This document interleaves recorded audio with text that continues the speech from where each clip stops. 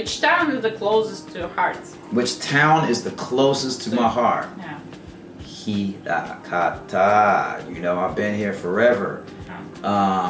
Feels like forever. And America, I love where I love my friends back home, my family. But I was a kid then. That was my early 20s. I came to Japan at around 21. You know, I that's like just being a person living in America.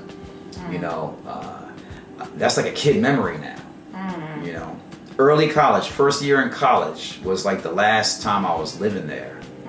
So, I mean, think about your first year in college. Can you even remember really? You know what I'm saying? Like I can remember, but can you, like, it's like a kid memory now. It's like thinking back on high school to me.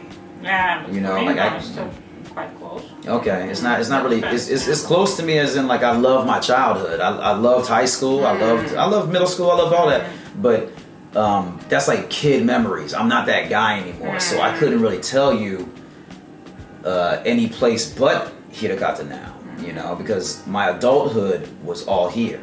Okay. You know, and I built my business and all that here, getting to know people and all that. So my adulthood has always been here, and I don't think I'm gonna leave anytime soon. So I gotta say Hirakata. You know. Okay. What about you? St. Petersburg. St. Petersburg. All right. Even it's not my hometown, but I believe I lived there like 2 years maybe, but I traveled there so often. And for me, what is like, I have the feeling of the place. I mean, there you can see, like, I like walking a lot, and like there, like the streets are so wide, and like you can feel it's a big city, like a lot of people live there, and like it's always crowded, but like walking the street you can feel so lonely. Is that wide? Yeah, it's wide. It's like, it's crazy. I mean, like when you go that, like the main street of St. Petersburg, the Nevsky, like you just go walk and you see like the so wide. It feels like so spacious. So how many cars? Well, how many lanes is it? Is there cars? There? Yeah. It's like, I don't know, like 4. 4 lanes? Yeah, but it feels like spacious because all the buildings are high and the balance is so good. I don't feel spacious in Japan. Right. Everything is so close. You feel like you're like the I don't know, like you cannot have that feeling.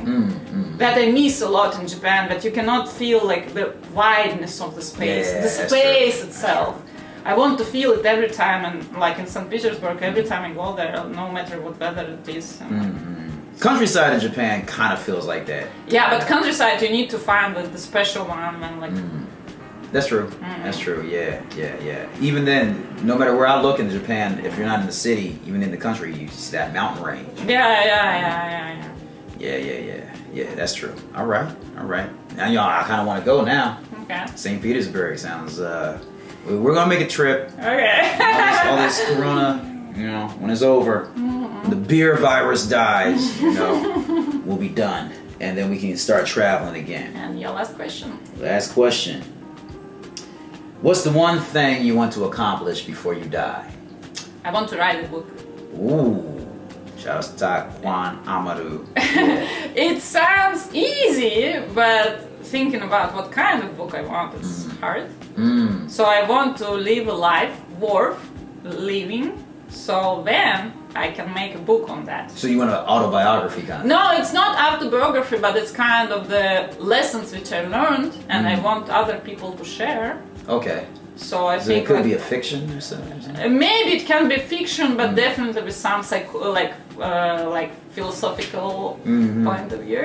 Yeah, I could write I think I could write a book as well, but I don't think I could do it all. But I want to make it really like entertaining. So it's not just like the lesson of like, okay, this is my lessons for you, you know, like, but it should be like interesting, and at the same time people should get themselves some wisdom.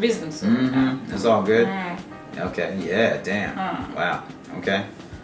Get on it. You know what I'm saying? I can see that the best writers are people who just write random as much as possible. Yeah. And then they just, the more they write. Yeah, even they get better at the writing, because when you're the reader, people who know how to write, they just catch you.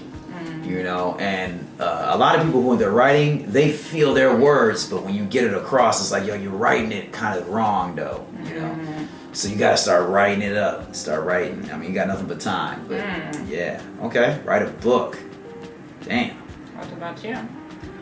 I just wanna before I die, I guess I just wanna accomplish one business venture that's successful.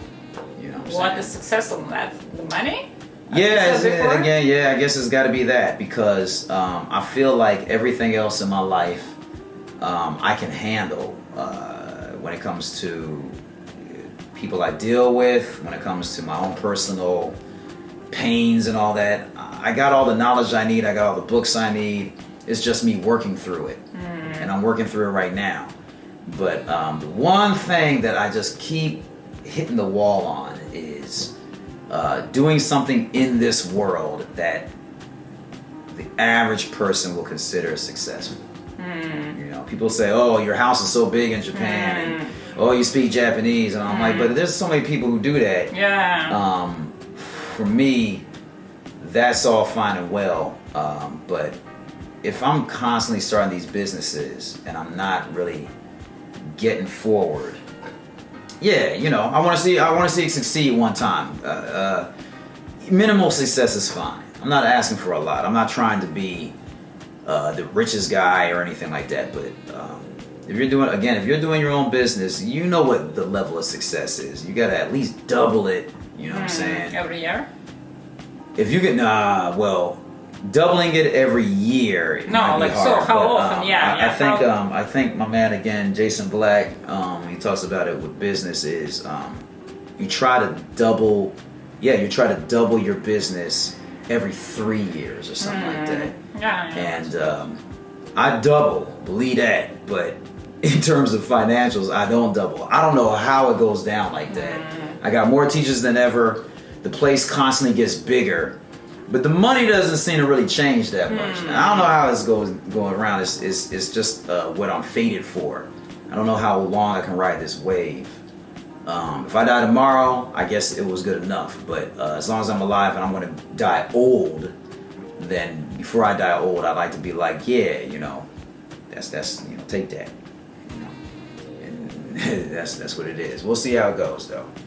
You know, whether it be the shirts, Afro-Asiatic, by the way, whether we do the Afro-Asiatic, whether we do the real talk, whatever it is, man. Yeah. You know, I have to not make a mark in society, but I have to show the human society that I do believe in this system. You know what I'm saying? And I do believe that everybody should try to do their own thing. You should not grow up to become a worker and work for somebody else your whole life. If that's your thing, that's but for people like me, it's like, no, you have to do something that you're self-sufficient. And we again back to what I've said, responsibilities. Some people don't want responsibilities. Right. And you ain't got, because your own business, it's only your own effort. Right. But to And me, it's very high. To me, that's the socio-economic power is the main reason why we have governments. Main reason why we have all these people controlling us and things you don't want to do. You got to get up in the morning and talk to this boss that you don't want to talk to or coworkers you don't want to deal with, is because you didn't want to do something yourself. So take that. Take your own responsibility. For people who know that's not what they want, get out there and get your own. Get it. You know what I'm saying? And I'm getting it where my outside work, where I got to work for another company, is dropping. I don't have to work that much, but I definitely want to get completely away from working from other companies. You know what I'm saying? So all right, that's good, man. What up? So this is small talk, y'all. We're gonna do it again. A couple of questions. Put a little bit of English practice with it, so you can practice for any country.